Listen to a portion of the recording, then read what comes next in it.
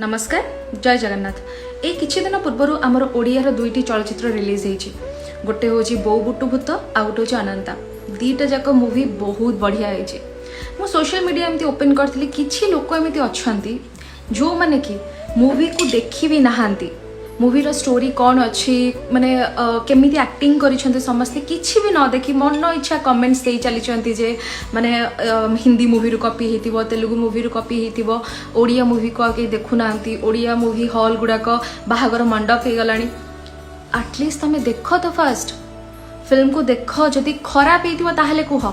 आपण माने कोन चाहू नांती हम ओडिसा रो चलचित्र जगत धीरे धीरे आगो को बढ़ु बोली आगो भलिया मु पूरा 100% एश्योरेंस देकी आपण मानू कहबी ए दुईटा मूवी ना बहुत बढ़िया होइछि। आ कोनोसी चलचित्र को कॉपी करके बना हेनी।